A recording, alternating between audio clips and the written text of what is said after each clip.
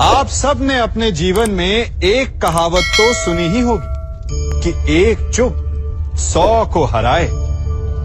सुनी है ना? और इसीलिए कई बार हम जीवन में चुप रहते हैं, मौन रह जाते हैं, क्योंकि यह सत्य है कि एक मूर्ख के लिए मौन रहने से अधिक श्रेयस्कर उत्तर और कुछ भी नहीं हो सकता। परंतु क्या जीवन में सदैव मौन रहना, सदैव चुप रहना क्या उचित होता है? नहीं। जहां पाप का बल बढ़ रहा, जहां छल हो रहा, वहां मौन रहने से अधिक गंभीर अपराध और कुछ नहीं हो सकता। मौन रहकर कदाचित आप समस्या से बच जाएं, परंतु आप संसार को समस्याओं में उलझा देते हैं। इतिहास साक्षी है कि पापियों के उद्दंडता ने संसार को इतनी हानि नहीं पहुंचाई जितना कि सज्जनों के मौन ने पहुंचाई। यदि कोई मूर्ख बोल रहा है तो मौन रहना उचित है, परंतु यदि कहीं अपराध हो रहा है, छल हो रहा है, तो उठिए और विरोध कीजिए, क्योंकि आप भले ही न सही, परंतु आपकी आने वाली पीढ़ी इस पाप के दंड को अवश्य सहेगी। अपने जीवन में आप कितने मित्रों से मिलते होंगे, कितनों को आप स्वयं जानते होंगे, कितनों का आप शुभ चाहते होंगे और कितने आपका शुभ चाहते होंगे, और कितने ऐसे भी होते हैं कि आपके समक्ष आते, आपसे मिलते वो अपने जीवन का दुखड़ा गाने लगते कि उनका कोई कार्य ही नहीं बनता। वो क्या करे? कार्य प्रारंभ होने से पूर्व ही कठिनाइयां आ जाती, कठिनाइयों के कारण वो आगे नहीं बढ़ पाते। क्या आपको पता है ऐसे लोगों की वास्तविक समस्या क्या होती है? क्या उनकी समस्या मार्ग में खड़ी बाधाएं हैं, या वो कठिनाइयां जो उनके कार्य को कभी संपन्न ही नहीं होने देती? सत्य तो यह है कि वास्तव में ऐसे लोग अपना कार्य कभी प्रारंभ ही नहीं करते। आधे मार्ग से उल्टा लौट जाने से अधिक बुरा यह है कि अपना कार्य कभी प्रारंभ ही ना कर। तनिक कार्य तो प्रारंभ करके देखिए, विश्वास कीजिए आप कभी खाली हाथ नहीं होंगे। आपको गर्वित करने के लिए सफलता भले ही आपके हाथों में ना हो, परंतु सफलता पाने का ज्ञान आपके हाथों में अवश्य होगा। हमारे जीवन में मित्र और शत्रु बड़े मायने रखते हैं। मित्र वो जो हमारा हित चाहे, जो हमारे सुख दुख में हमारी सहायता करे, हमारा साथ दे। कुछ मित्र जन्म से होते हैं, कुछ मित्र हम स्वयं बनाते हैं, कुछ मित्र परिवार में मिल जाते हैं, तो कुछ मित्र जीवन की यात्रा में। परंतु शत्रु हमें जीवन में कभी भी मिल जाते हैं। परंतु क्या आपने कभी सोचा कि वास्तविकता में आपका सबसे बड़ा शत्रु है कौन? आपका सबसे बड़ा शत्रु आपके भीतर छिपा बैठा है, और वो है आपका क्रोध। आप जिनसे रुष्ट होते हैं, उन पर क्रोध करते हैं, उन्हें हानि पहुंचाने का प्रयास करते हैं।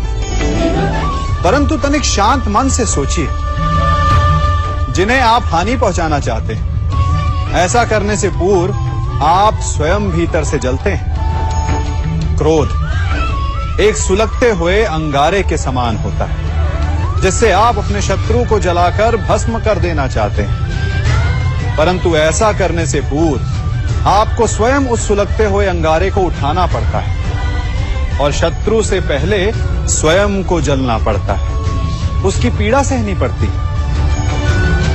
तो यदि आपको अपने शत्रुओं से मुक्ति पानी है, तो पहले आप स्वयं के क्रोध पर नियंत्रण करना सीखिए। परिवार, संतान, हमारे अपने हमें कितने प्रिय होते हैं। उनकी सुरक्षा के लिए, उनके सुख के लिए हम क्या नहीं करते। अपनी संतानों को सुसज्जित कोमल जूते देते हैं ताकि उनके पांव को चोट ना लगे, उनके मार्ग में कांटे ना चुभे, उन्हें पीड़ा का अनुभव ना हो। अच्छी बात, परंतु इस प्रक्रिया में हम एक बात भूल जाते हैं कि पांव को पांव होने का अनुभव तभी होगा जब उसका स्पर्श धरती से होगा, जब वो तपती रेत पर चलेगा, जब वो भीगेगा, जब पांव कांटों में उलझेंगे। ठीक वैसे हमारे प्रियजन हमारी संतानों के साथ भी होता है।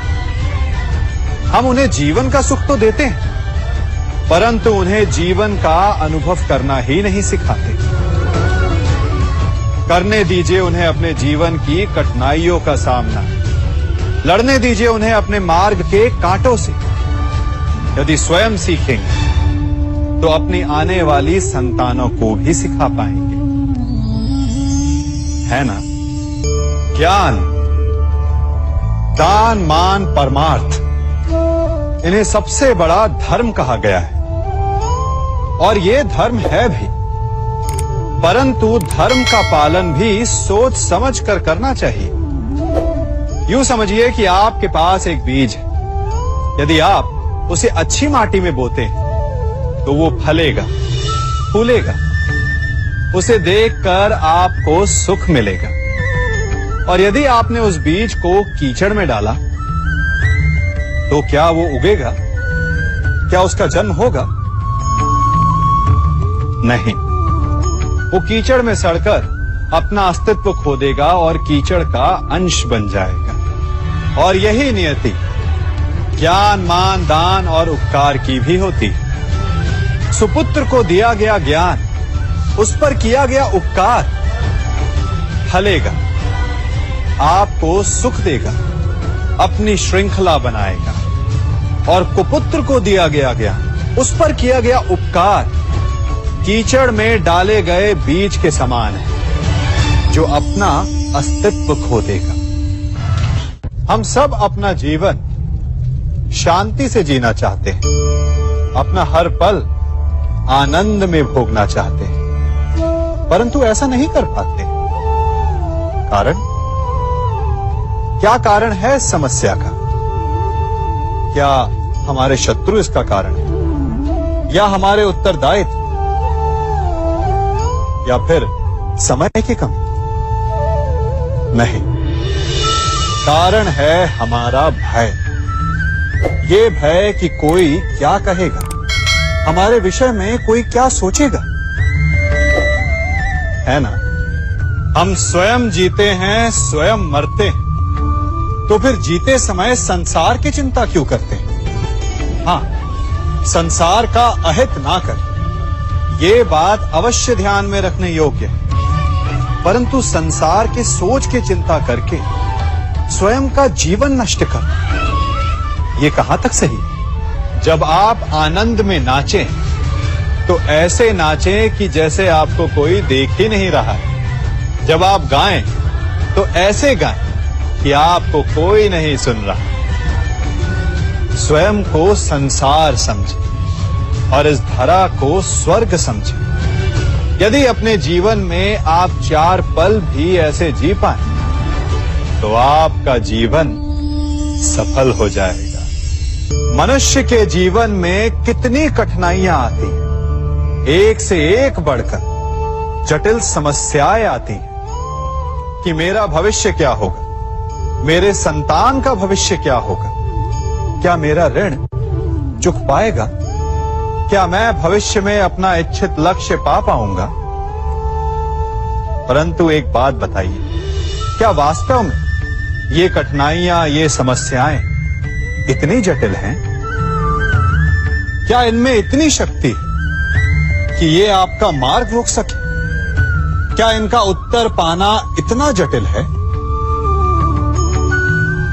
नहीं, तनिक शांत मन से विचारिए। कई बार उत्तर इतना जटिल नहीं होता जितना कि प्रश्न। वास्तविकता में आपके मन में जो प्रश्न है वो जटिल है, किंतु उत्तर तो बड़ा सरल है। और वो उत्तर है कर्म। कर्म कीजिए, और धीरे धीरे आपके मन में जटिल प्रश्न और आपके मन की जटिलता दोनों ही समाप्त हो जाएगी। इसे देख रहे हैं? कुछ स्मरण हुआ? आपको आपके बालपन का स्मरण करवा दिया ना इस पहिए ने। कदाचित कोई बालपन में ऐसा होगा जिसने ये खेल ना खेला हो। हाँ, इस पहिए का आकार एक सिक्के जितना या इससे बड़ा हो सकता है, परंतु ऐसा कोई नहीं जिसने ये खेल ना खेला हो। इसे गोल गोल घुमाते रहना, निरंतर चलाने का प्रयत्न करना, कितना आनंद आता था ना।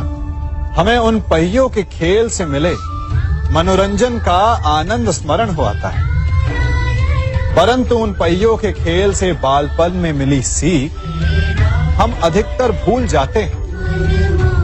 और वो सीख है सदैव गतिमान रहना। उस खेल का केवल एक ही तर्क होता था, यदि उसे संतुलित रखना है, यदि उस पहिए को गिरने नहीं देना, तो उसे निरंतर गतिमान रखना होगा। और यही जीवन है।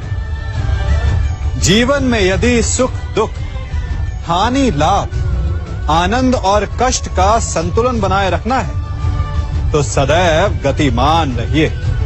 किसी एक कष्ट, किसी एक दुविधा के पल में ठहर के ना रह जाओ, कर्म करते रहो।